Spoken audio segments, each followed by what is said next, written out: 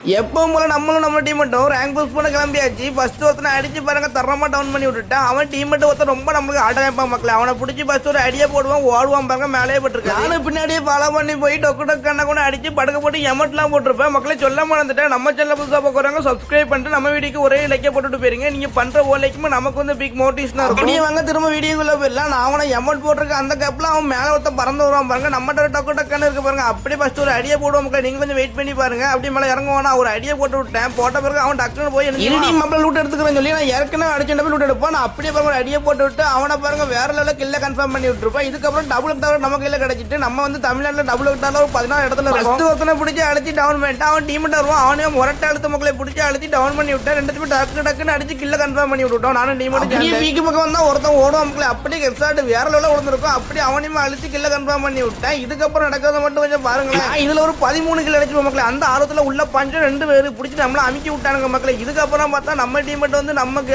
அடிச்சவங்க எல்லாம் அடிச்சு முடிச்சு போயா போட்டிருப்பாங்க.